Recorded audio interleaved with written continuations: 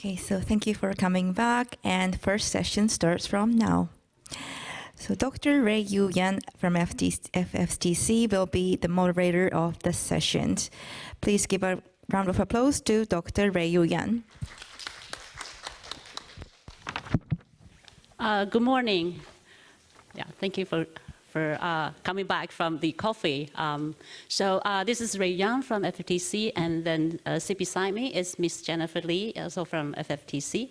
So online participants, you can have your questions keying in the systems. Then we can bring the questions. So it's my great pleasure to moderate this section, the first half of the section. So the section 1 topic is water management and GHG emission. And for the first half of the session, we have 2 speakers, one from Japan and another one from Thailand. So allow me to introduce our first speaker.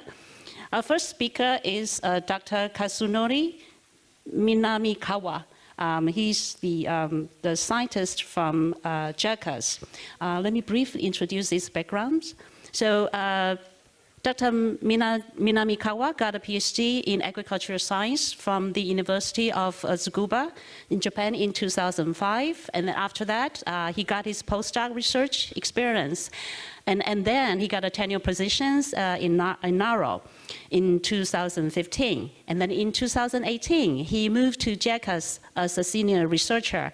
Then in 2023, he also holds the post of an adjunct associate professor in the University of Tsukuba. So today, he's going to share with us about the achievements and challenges of the management in rice paddies in Asia. So the floor is yours. Thank you. Thank you, Dr. Yang. So, good morning, everyone. I'm Kazu Minamikawa. As she said, previously I worked at NARO and then moved to now working at JIRCAS. Sorry, oh, mistake. Oh, okay, sorry. So today I'd like to talk about especially focus on Asia and previous achievements and its remaining challenges, especially focus on how to disseminate water management in Asia. So, as you know well, Asia accounts for about 90% of rice production. Yes, right. In terms of harvested area in latest year, according to the FAO-stat, yes, exactly 90%. But production is a bit lower, but accounts for 86. And right map shows the recent remote sensing techniques that determine the number of rice cropping seasons in Asian countries. As you know, in addition to the single cropping system in Japan and China's north part, double or triple cropping is popular in South and Southeast Asian countries. So, methane emission and nitrous oxide emission in terms of CO2 equivalent, yes, almost 90%. Exactly 97.7% in the latest statistics. And right bar chart shows the top 15 GHG emitters from rice production in Asia. In addition to China and India top 2, if we accumulate the other countries, the total can be higher than China and India. So that, I want to say, in addition to China and India, we should try to mitigate for GHG from rice in other Asian countries. It's very important. So let me briefly introduce the water management history in Japan and also in Asia. This old picture written in the more than 150 years old shows the manual application to a temporarily drained paddy field. Yeah. So this means that in Japan, water management is implementing for a very long time, especially aiming at sound rice growth and better rice yield. Of course, we also find this kind of positive effect of water management on rice yield also found in the old agricultural books in China and India. So maybe you don't know the conventional practice in Japan. So first, I'd like to briefly explain what is our conventional system. So this map shows the paddy field distribution in Japan. So black area shows the paddy field. As you can see, from south to north Hokkaido, the rice is produced across the nation. And we generally apply nitrogen relatively low rate. For example, 50 kilogram nitrogen per hectare or something. This is because Japanese people prefer a low protein and low amylose content rice, so that this is one of the reasons for low rate. And we usually use machine instruments for transplanting and harvesting. And this diagram shows the typical water management in Japan. So first drainage, we call mid-season drainage, as Bruce says. Yeah, we had 5 to 7 days drainage first, and then we usually apply the intermittent irrigation and until the final drainage, terminal drainage before harvest. So in Japan, we usually apply a single rice cropping, followed by the dry fallow season. But in winter, northern area is covered by snow, so not dry in such area. And this kind of water management we call mid-season drainage followed by intermittent irrigation, hereafter called MIDI. And rice straw management, so generally incorporated to the dry soil after harvest. But sometimes we find straw is burning on site. Actually, that is inhibited, but we find sometimes. So for Asian people, you know well about AWD, alternate wetting and drying. What is the difference between two? So this diagram shows the conceptual concept, and this table shows some difference in criteria, purpose, history, and main adapted region. So as you know, AWD use for farmers, they use surface water level as to decide when starts the drainage, when starts the re-irrigation. And the main purpose is water saving. And with a relatively short history started by Erie. So for MIDI, as already explained, the growth stage and duration is the criteria. And so in the latter part of my talk, I will talk about the field results of two practices. So first, I'd like to talk about the achievements. So you often see this kind of picture to explain the processes in the soil for methane and nitrous oxide.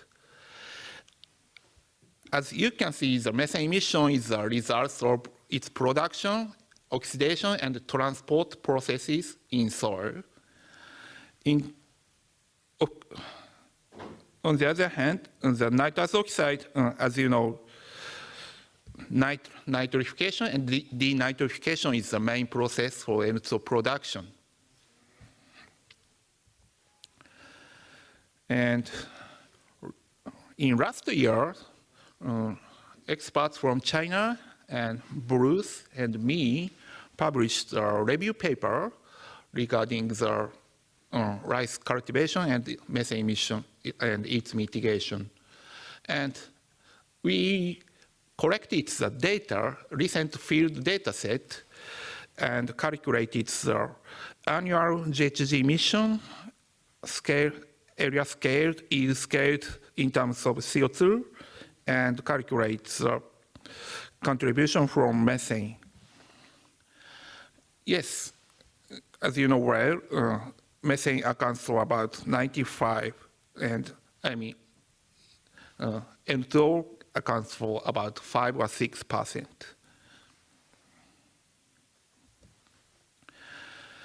This table shows the results of recent meta-analysis paper for the effect of water management on GHG emission, irrigation water use, and rice yield.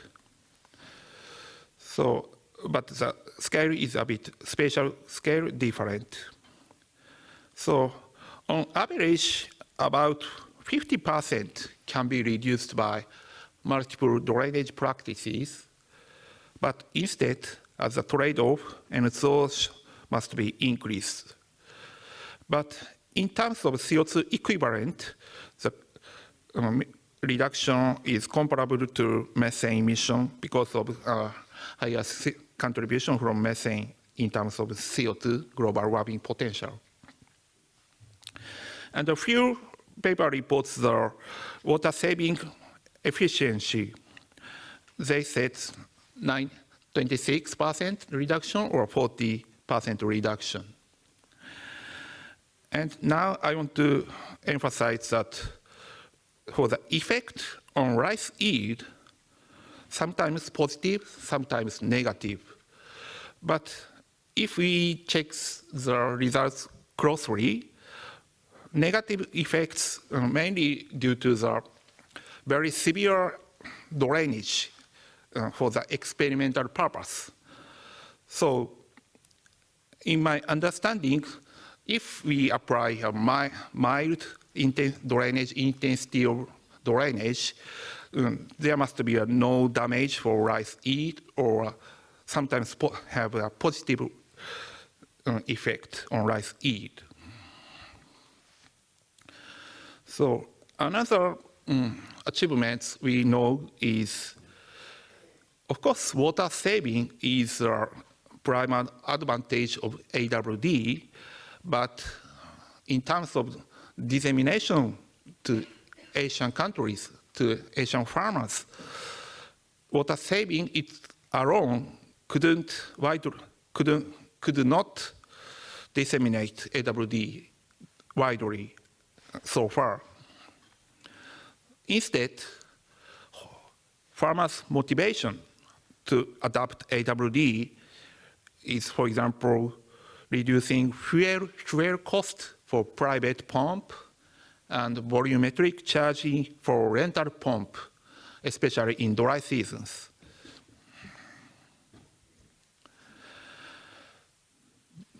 In this slide, I'd like to show the example of AWD dissemination in the Mekong Delta, Vietnam.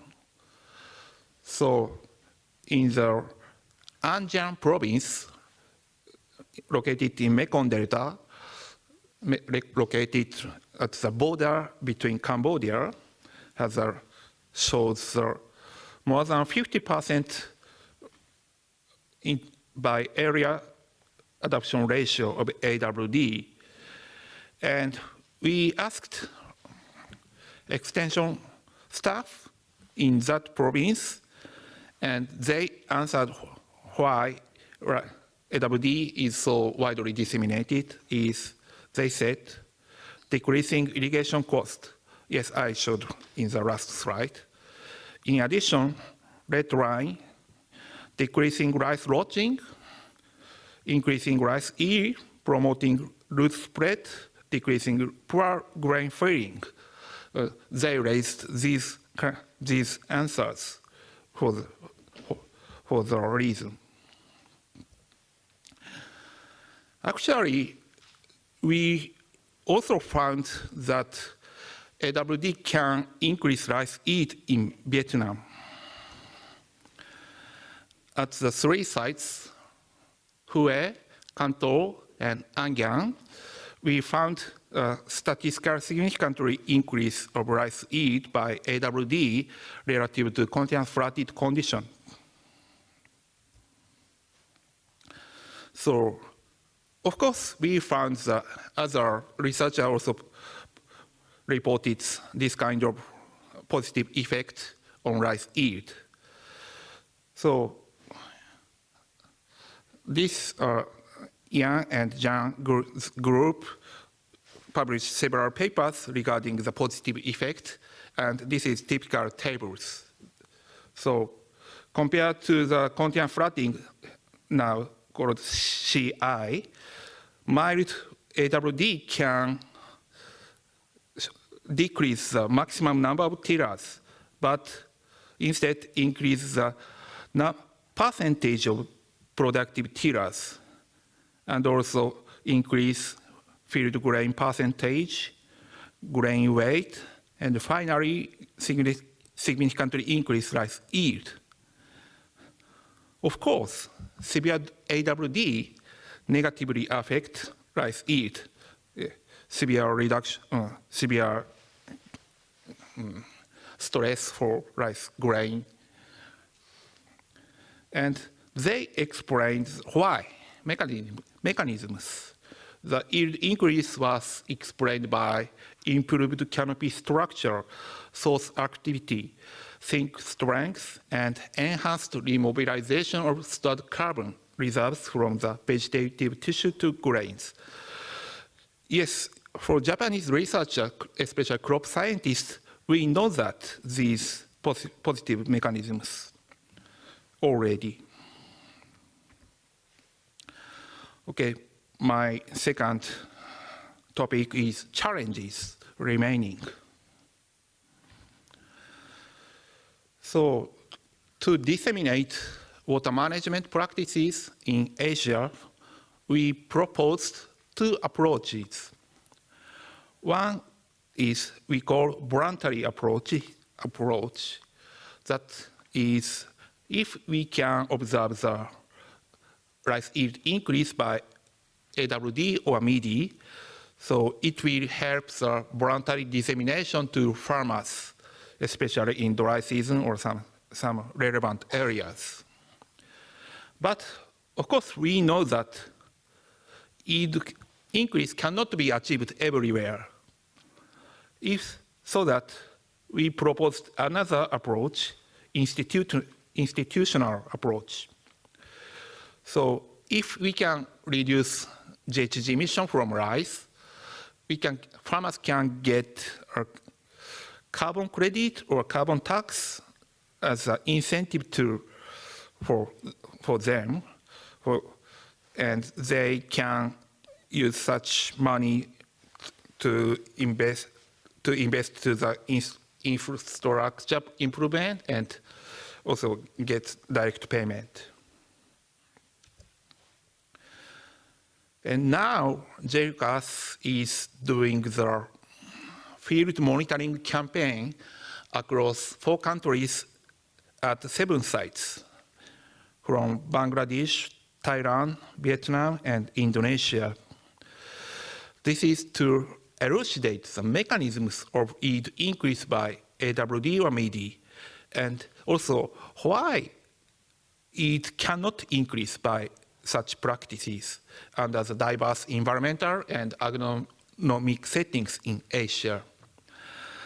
Now the campaign is ongoing, but I just briefly show the interim results of rice grain yield.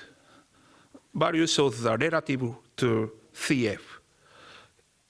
I mean, if more than 1 is increase, less than 1 is a decrease. And total, we already have the 15 observations, 15 seasons. And mild AWD can increase, but a little, very small one. But severe AWD shows a negative effect. And I'm a bit surprised, but MIDI increased rice yield by 88% so far. So I will summarize this data set and publish the paper together with the colleagues in next year, or I hope, hopefully. Yeah. And next is regarding the carbon credit. So this map shows the countries with reference to rice mitigation and adaptation actions in the latest NDCs. NDCs stands for Nationally Determined Contribution to the Paris Agreement. And you can see blue color shows the countries adopted both mitigation and adaptation measures.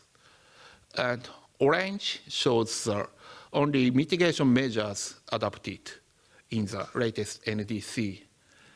And this paper sets exactly 50% of the country mentioning rice mitigation actions prioritized water management, and more than 1/3 land use management, more than 1/3 for rice management.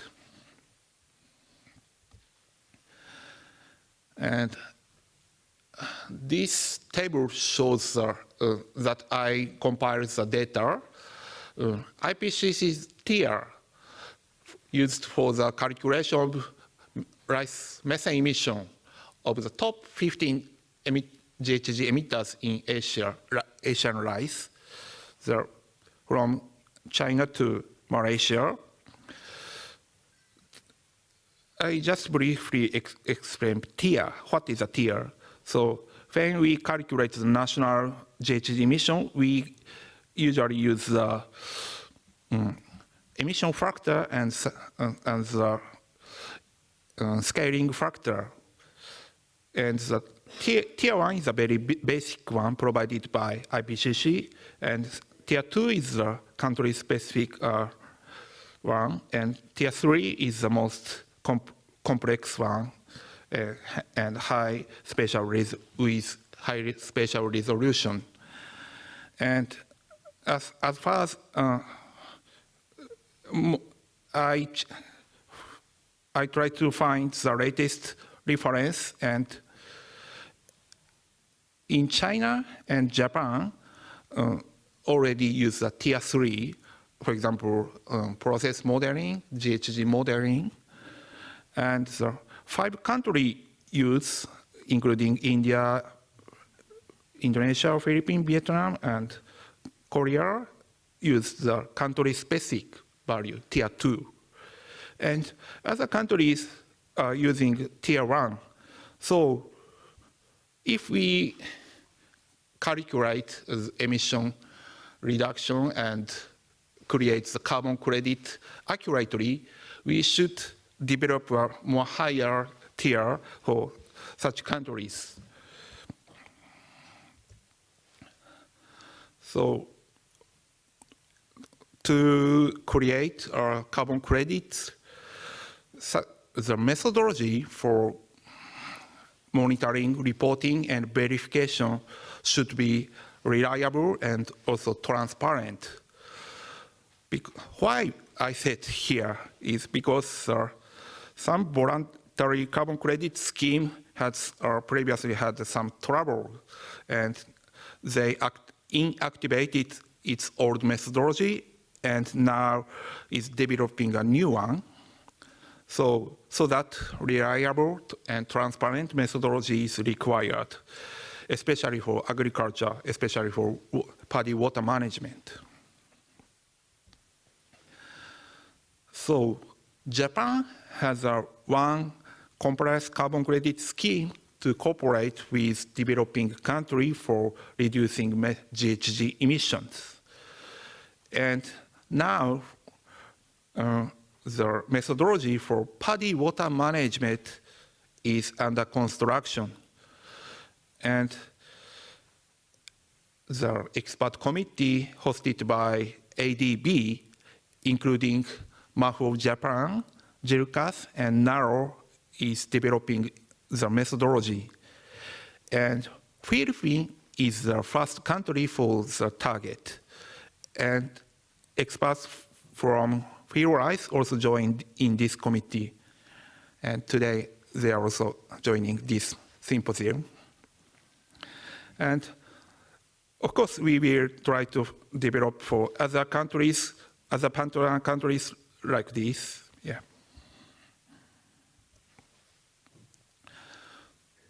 To accurately monitor, measure the GHG emission from a large paddy area, in addition to closed chamber method, we need a more state-of-the-art instrument, I mean remote sensing. So now we already know that remote sensing can detect the paddy water level even if there is a plant canopy due to the L-band wavelengths of satellite provides a better penetration of plant canopy, and we can distinguish water exists or not.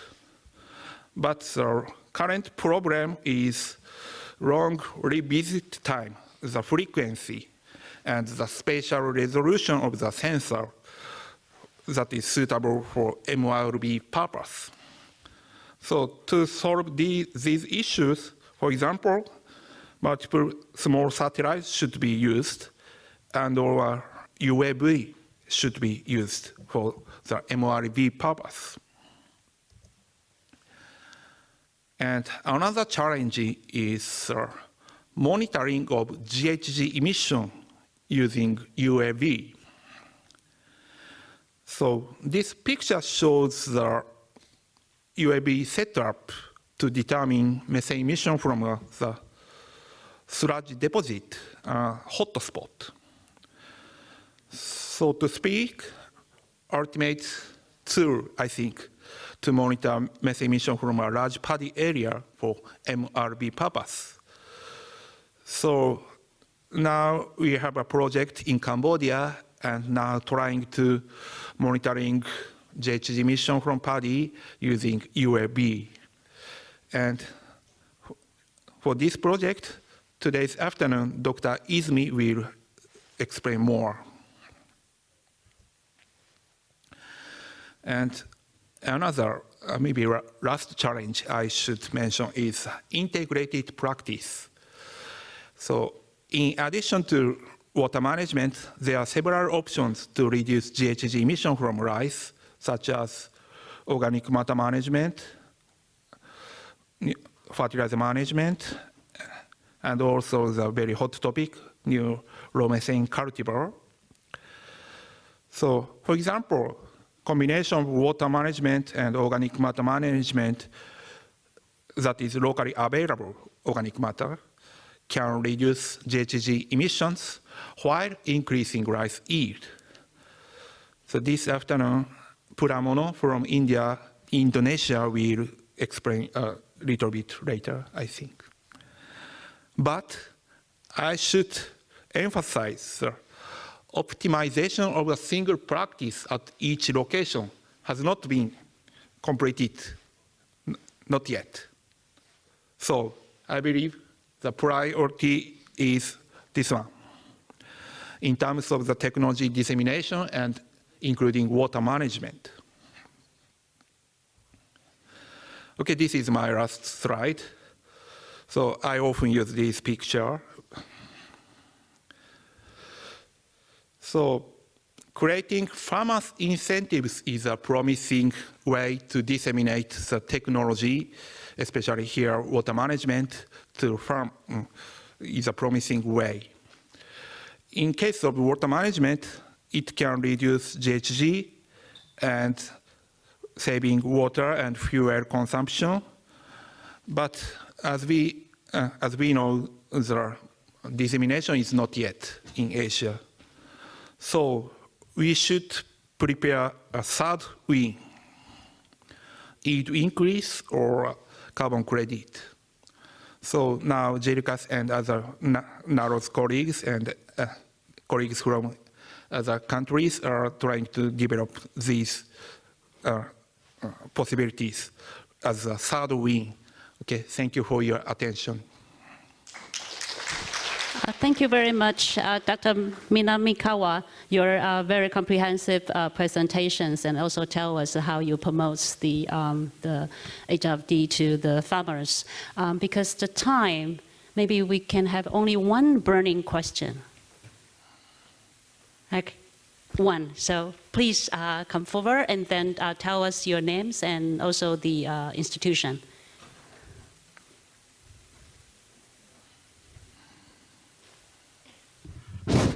This is MD Rafiqul Islam from Bangladesh Rice Institute. Thank you, Speaker, for your nice presentation. In your presentation, you mentioned that rice straw incorporation, actually in Bangladesh condition, previously I mentioned Bangladesh Rice Research Institute is a monocrop research institute. I am also soil scientist. I also suggested to add rice straw in rice field. It increases organic matter. Not only organic matter is the alternate source of potassium also. In Bangladesh condition, potassium in mining, increase mining day by day due to we added rice straw in rice field. But I know that if we add rice straw, increase GHG emission. But because GHG emission correlated with methanogens bacteria. If we add organic matter, if organic matter not highly decomposed, I think the increase incorporation, organic matter increase methane emission. My question is, how much methane emission increase due to addition of rice straw? And second thing was... I'm sorry, maybe...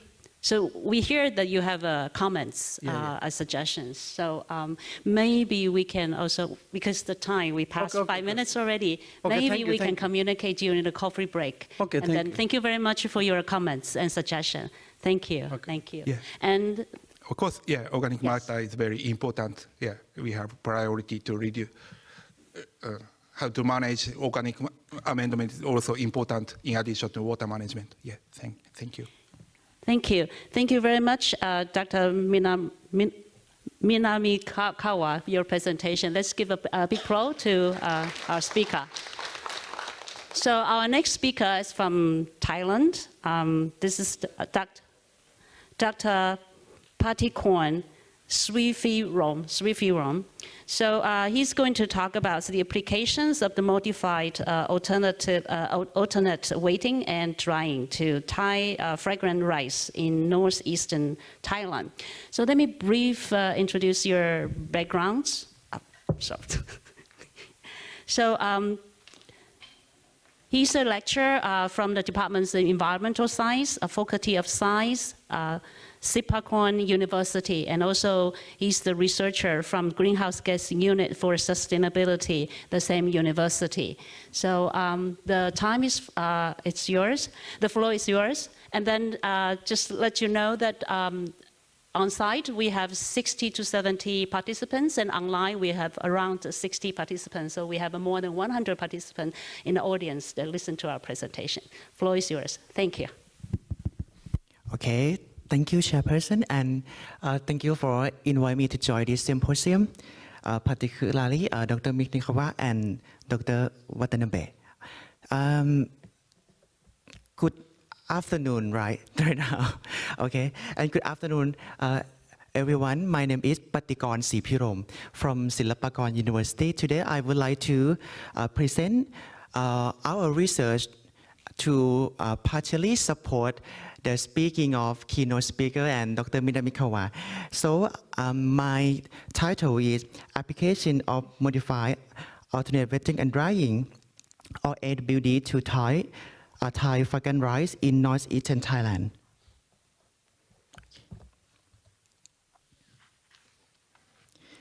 Okay, as you know, greenhouse gas emissions are currently rising primarily due to the human activity in sectors such as energy, the industrial processes, and also agriculture. The major greenhouse gas emissions worldwide are carbon dioxide, methane, and nitrous oxide. Greenhouse gas emissions lead to the increase in surface earth temperature or global warming, and this global warming drives climate change. Okay, and right now we are facing the climate change currently affecting the sustainable development aspect. I mean the environment, the economic, and the social. In Thailand, the agricultural sector is the largest emitter of greenhouse gas after the energy sector. Rice cultivation is a substantial source of greenhouse gas emission within the agricultural sector. According to the 2019 Thailand greenhouse gas inventory, rice cultivation was responsible for around 51% of the total greenhouse gas emission in the agricultural sector, or accounted for 7.7% of total national greenhouse gas emission. Methane is the predominant greenhouse gas produced during rice cultivation, primarily emanating from the anaerobic decomposition of organic matter by methanogen bacteria group in the waterlogged soil of rice paddy. Additionally, these anoxic conditions facilitate the production of nitrous oxide through nitrification and denitrification processes. Okay, and significantly, the 100 global warming potential of these two greenhouse gas emissions are higher than that of carbon dioxide. For methane is 27, and for nitrous oxide is 273 times compared to carbon dioxide. Okay. Due to rice cultivation generates a high amount of greenhouse gas emission, consequently rice cultivation is a critical component of Thailand greenhouse gas inventory, and necessitating the implementation of the effective mitigation strategy to achieve net zero greenhouse gas emission by or before 2065 for Thailand. The strategy must be carefully crafted to mitigate adverse impact on rice farming, which is the principal occupation of a substantial portion of the Thai population. It is imperative that both the quantity and quality of rice production as well as farmer income are sustained or enhanced. One promising mitigation strategy is the adoption of alternate wetting and drying or AWD irrigation, which is being promoted as an alternative to continuous flooding or CF to mitigate greenhouse gas emission, manage drought situation, and generate carbon credit from rice cultivation. AWD involve allowing the water level in the rice field to naturally die during the chilling stage or vegetation stage. The drying period, which increases soil oxygen, has been demonstrated to reduce methane production and water consumption relative to continuous flooding. The dry soil condition of AWD can potentially increase nitrous oxide emission. However, although AWD promoted nitrous oxide emission, several studies have indicated that AWD practices can reduce global warming potential compared to continuous flooding. The recommended soil dryage level for the safe AWD implementation is 15 centimeters below the soil surface. Although this level can be adjusted to optimize benefits based on the local condition. To this end, AWD is a major national mitigation policy in Thailand in the agricultural sector to mitigate greenhouse gas emission from rice cultivation. However, AWD effects are focused on irrigated area, particularly in the central regions of Thailand. The effects of AWD are still lacking in the northeastern region, which are major rice cultivation area, creating no confidence to implement AWD in farmer rice fields. Although AWD may increase the amount of rice yield, as Dr. Minamikawa said, there are concerns regarding the quality of rice produced using AWD, particularly the aroma of Thai fragrant rice, which is highly prized by consumers worldwide. The compound 2-acetyl-1-pyrrolene or 2-AP is primarily responsible for the fragrance of Thai rice. And AWD may influence this concentration. Research from China has revealed that AWD practices with drying level between 15 to 25 centimeters below the ground surface can increase the concentration of 2-AP, so the drought condition can stimulate the aroma of the fragrant rice. Okay. So this study aims to evaluate the effects of modified AWD that modify the flooding and drying level below the soil surface to see the greenhouse gas emission, the soil property, the water consumption, and the quality of rice, particularly in terms of the Thai rice aroma. This study was conducted into a prominent fragrant rice cultivation area in northeastern Thailand. The first in Roi Et province or RE, and the second in Mahasarakham or MS site. During the study period, the accumulated rainfall at the Mahasarakham site was higher than at the Roi Et site. The soil at both sites is classified as loamy. According to the USDA soil taxonomy, both soils are classified as alphisols. Prior to the experiment, a soil sample from both sides were collected and analyzed at a depth of 0 to 20 centimeters below the soil surface, and the result presented in this table. This study introduced modification of the flooding and drying level of continuous flooding and AWD regimes based on a comprehensive literature review and traditional practice of farmers. Specifically, the CRF regime maintained flooding level at 5 and 10 centimeters above the soil surface, while AWD regime includes 3 drying levels, including 10, 15, and 20 centimeters below the soil surface. Consequently, this study complies of 8 treatments, as shown in this table, and the diagram of the full AWD implementation and try the cultivation period you can see from 2 previous speakers before me. Okay, and to monitor the water level in the field, a measuring stick attached to a PVC tube was installed in the soil. The continuous flooding regime maintained continuous flooding from the transplanting days until the grain formation stage was complete, or approximately 92 days after transplanting. Conversely, the AWD regime initially involved continuous flooding during first to 20 days after transplanting, followed by a natural drying period until the water level reaches the defined threshold. This process entails cycling alternation between flooding and drying until 63 days after transplanting. From 63 to 92 days after transplanting, fill until the AWD regime will maintain in the waterlogged condition to mitigate potential yield reduction, and post 92 days after transplanting fill.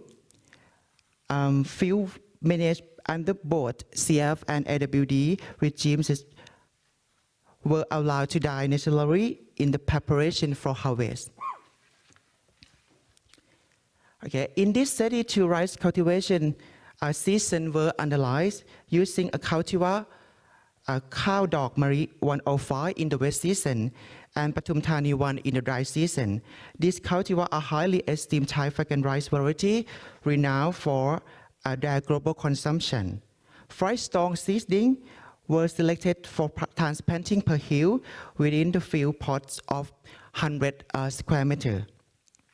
Transplanting dates were 4 July and 7 December 2023 for the wet and dry season respectively. Mineral fertilization was applied twice each season. A basal application of mixed fertilizer at a rate of 160 kg per hectare at 23 days after transplanting, and a top dressing application of urea at a rate of 100 kg per hectare at 63 days after transplanting. The crop duration for the wet and dry season was 122 and 120 days respectively. Methane and nitrous oxide emission were quantified employing a coarse chamber technique over the 2 cultivation seasons. Gas sumping was typically conducted weekly with additional intensive sumping for 5 consecutive days within fertilization and the drying period. Analysis of methane and nitrous oxide concentration was performed using a gas chromatograph with FAD and ECD detectors. The flux and cumulative emissions of methane and nitrous oxide emission were calculated, and to convert both gas to carbon dioxide equivalent, we used the 100-year global warming potential. Plant height and grain yield were assessed on the harvest day by determining the dry weight. The concentration of 2AP that reflect to the aroma of rice grain was analyzed using a GCMS. Total water used in rice cultivation was determined by summing the irrigation water and rainwater. Irrigation water was a pump from a pond and measure the total amount using a water meter, and daily rainfall was recorded with a tipping bucket rain gauge. Soil samples were collected at a depth of 20 centimeters before and after the cultivation.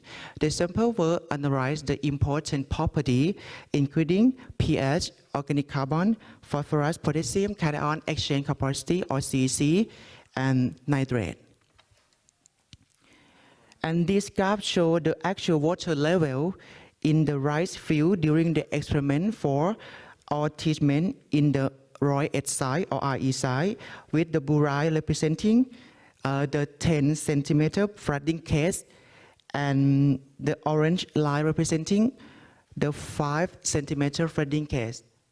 And this figure confirm the answer of the keynote speaker that the water control in the rice field during the wet season is difficult to achieve according to the AWD concept. The results show that AWD cannot be successfully implemented during the wet season, as only one drying cycle can be achieved due to rainfall interference, where successful drying cycles were achieved for 3 to 4 cycles during the dry season.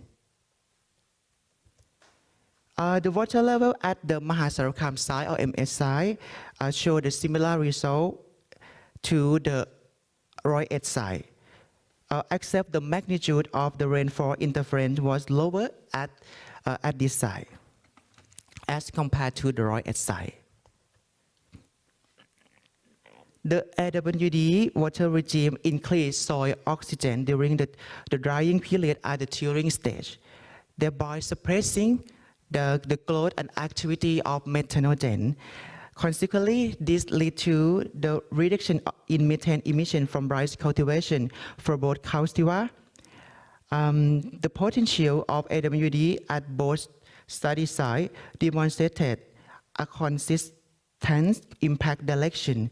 On average, across both sites, AWD with 10 centimeter flooding reduced methane emission by 15.2 to 27% during the wet season and by 43.5 to 50.7% during the dry season compared to CF10. Similarly, AWD with 5 centimeter flooding reduced methane emission by 18.6 to 31.6% during the wet season and by 44.2% to 55.6% during the dry season compared to CF5. The extended dry soil period under successful AWD resulted in greater methane emission mitigation compared to unsuccessful AWD. Therefore, AWD's potential in mitigating methane was greater in the dry season than in the wet season. The result indicated that varying flooding and drying level did not significantly affect the methane mitigation potential. Alternate aerobic and anaerobic soil condition induced by AWD practices have been shown to stimulate nitrous oxide production and emission through both nitrification and denitrification processes. Notably, nitrous oxide emission under AWD practices increased significantly only with successful AWD implementation in the dry season. On average, at both study sites, AWD practices in the dry season resulted in nitrous oxide emission that were 10.7 to 32.7% higher than to continuous flooding.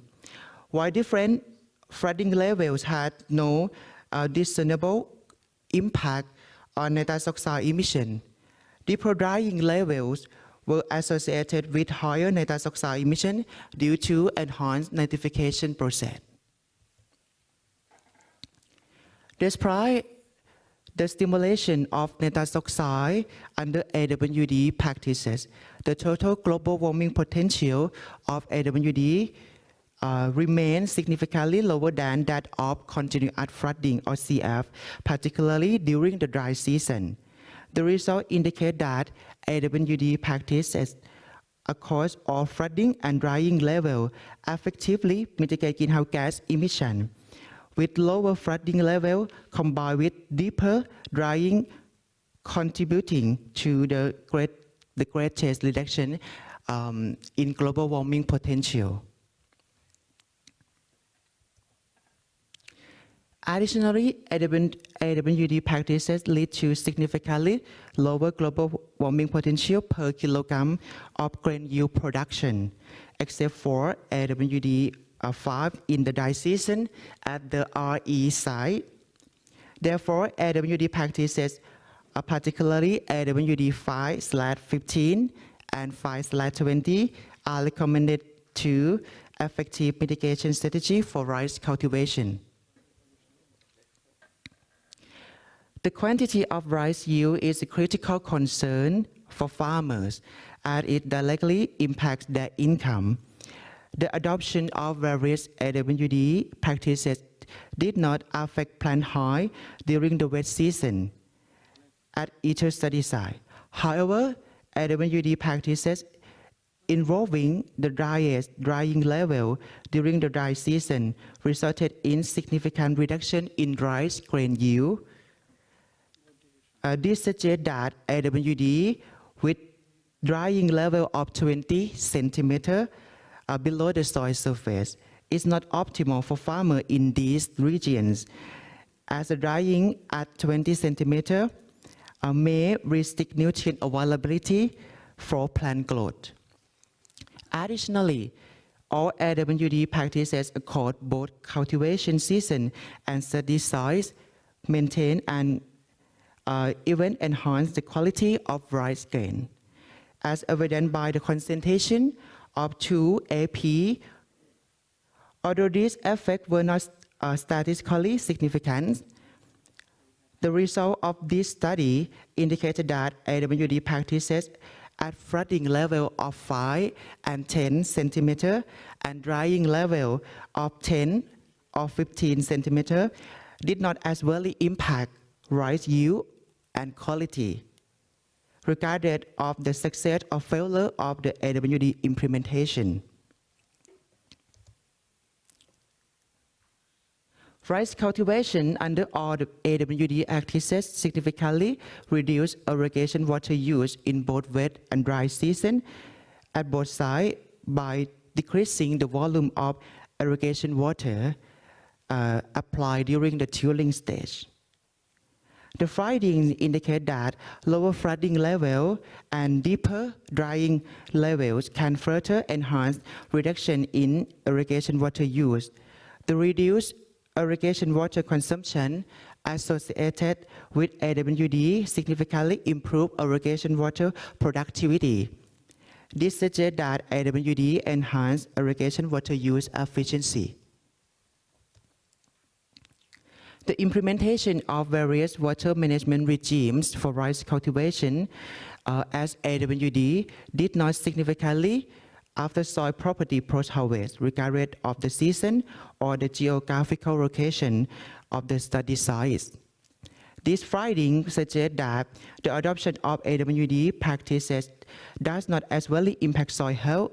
However, it is advisable to apply AWD with caution in soils of low fertility to mitigate any potential decline in rice yield. And next, move to the conclusion part. AWD irrigation is being advocated as a replacement for continuous flooding in rice cultivation to mitigate greenhouse gas emission and reduce water consumption.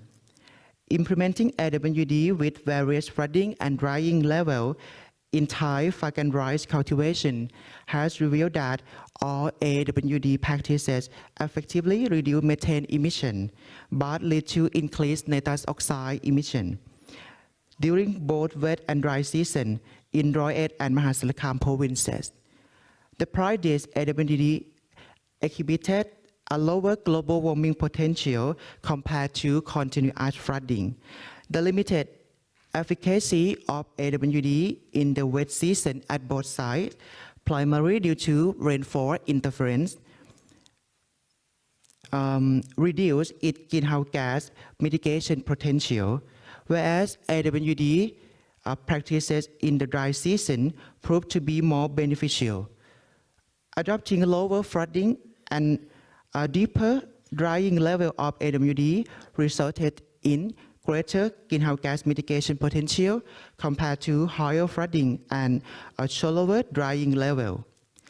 AWD also maintained rice yield and aroma comparable to CF or conventional practice of farmer.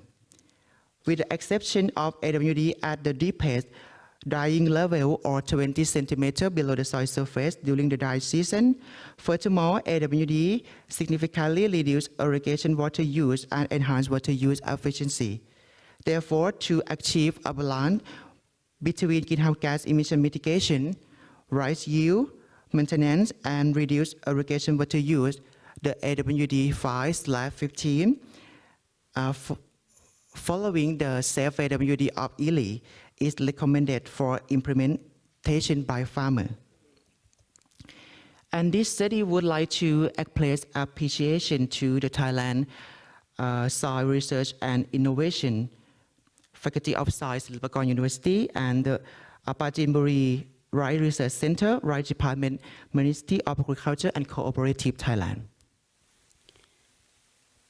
Thank you very much for your attention. Thank you very much, Dr.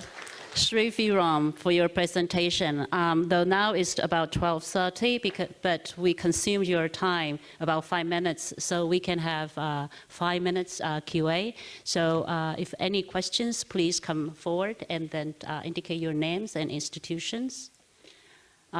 So far, we don't have questions from online, and then so we also welcomes the questions. Please key in online about your questions. Still now, we have about 120 participants online and also on site join our presentation. Questions, please? Yes, please.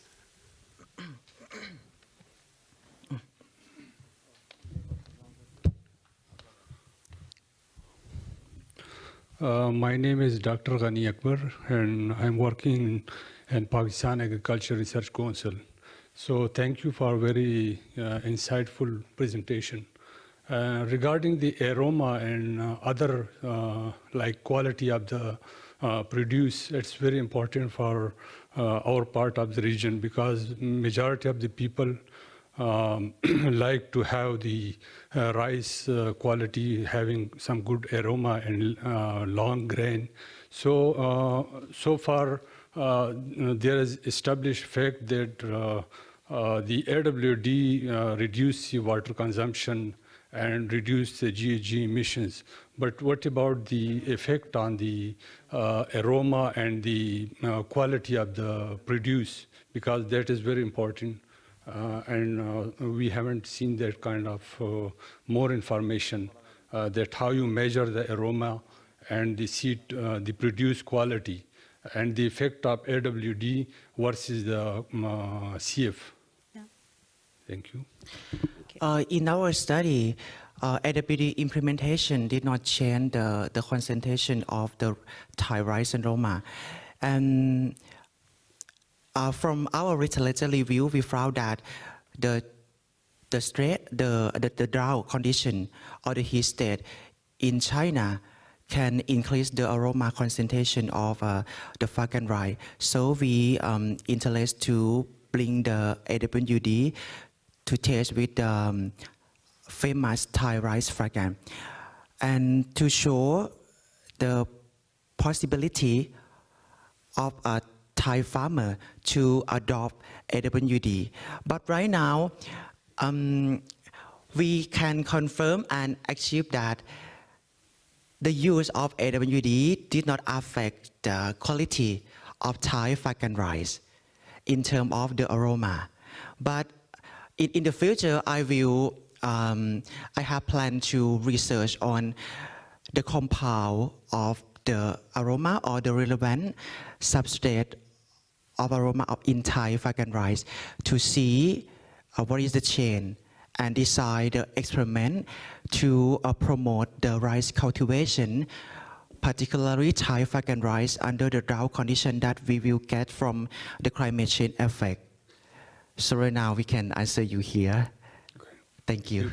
Yeah, thank you very much. The last questions from Dr. Zhang.